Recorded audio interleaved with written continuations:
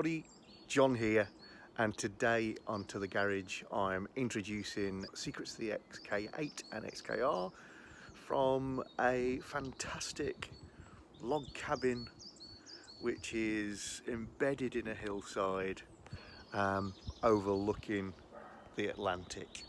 So we're in a happy place. There's Ollie the Westie. So, been having a lot of love for the last secrets episode, and in that one we talked about the secret place where the car can rot out through the scuttle drain. Plenty of people have found that their drains are off. Some have got water in there, some have not. Please check it out. If you don't have water in that bay, but you do have that scuttle pipe off, then check your carpets, because if the footwells are wet, then what's happening is it's been getting into that servo bay and then leaking through into your interior, and it'll soak into the sand and then rot your floors out in no time. So check that one out. Also, quick heads up that we're having lots of discussion about valet buttons sticking, and the workaround on that is the secret key. And then people are finding that their secret key doesn't work, well, the secret keyhole doesn't work. So check out episode 1 of Secrets to the XK8. Operate your secret boot release keyhole, make sure that works. That way, if you do have any issues with electrical system, latching system, valet system, then it won't be an issue to you because you'll be able to manually open it. So do that now, and I'll set to on a video as soon as I get the opportunity on some other workarounds when you do have problems with that boot latch. Anyway, this episode, enjoy. Bye. Dating your car should be quite easy. Obviously, if you have a registration number, that gives you a date when it was sold.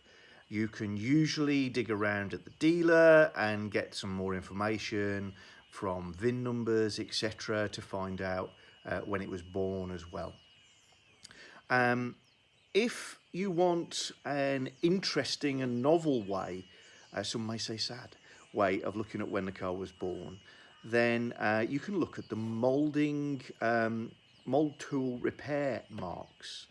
There's lots and lots of plastics on the Jag, and those plastics were made from high pressure injection moulding tools that would only survive probably for about a month before they were too worn to be used and got repolished, dressed, and then put back into service.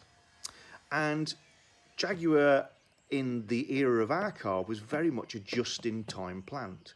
Most of its suppliers, and particularly its plastic suppliers, were on campus, so to speak, very close by and delivering line side as the cars were being built. So the age of the plastics is never going to be very far away from the age of the real car. Registration numbers for the UK market can be very deceiving because cars got made, put into fields, and then wheeled out when a customer ordered a popular spec, and your car could have been back of field for quite some while. So a very easy location to find a plastic injection mould mark is the servo or fuse box covers that we've been looking at. So we pull one of these off, and I'm going to flip the camera. So this is the underside of that panel, and if you look cleverly, you can actually see the polishing marks from the tool. The underside is obviously of far less consequence than the rather expensive grain finish that they put on the top, which wears out on the tooling, and that's why these things need dressing so often.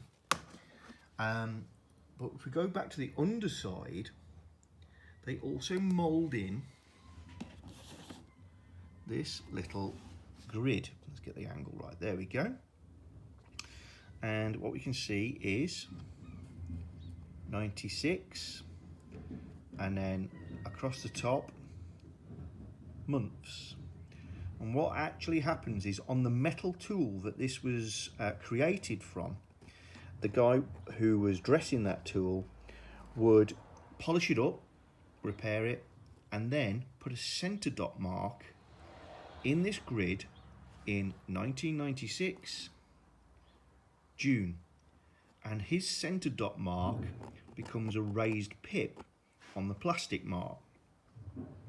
So you can see when the tool was dressed throughout 96, and my car, which is a 97, has got plastic mouldings, but the tooling was modified in April 97. So you know that my car cannot have existed before April 97. So my car is late April or May manufacture. If you look at a lot of these moulding marks around the vehicle, you may find some variations, and that will be due to stockpile components. But it's uncommon for you to find a difference of maybe more than a month between these. The head unit, if you have a standard head unit in your XK8, may look like this, may look subtly different because there are two different levels. There was a premium hi-fi. This is the basic hi-fi. At first glance, it's a DIN unit, which means it's a conventional shape and you can fit other things. Then you'll recognise that this is not rectangular. So it's not a standard DIN unit. Fortunately, behind this panel, the aperture that this unit fits into is a standard DIN shaped unit. So the only problem is this piece of fascia has a shape that means you put anything else in here, you're going to leave a big gap at the top in the corners. Not the end of the world. You can make your own modifications to this piece of trim, or you can purchase a replacement trim surround unit. So all of this that goes around your various instruments and buttons with a conventional DIN shaped slot. As I say, the metal cage behind here is DIN, so then you'll be able to slide a different head unit in. You do need some wiring adapters, but again, they are available. I'll put a link in the description below for anybody who wants to see where you might get those from. Other places are available, this just happens to be where I've seen. Come here then. Well, hope you enjoyed this episode of Secrets of the XK8 and XKR. If you have, please give us a thumbs up. Consider subscribing, don't you think, Mol?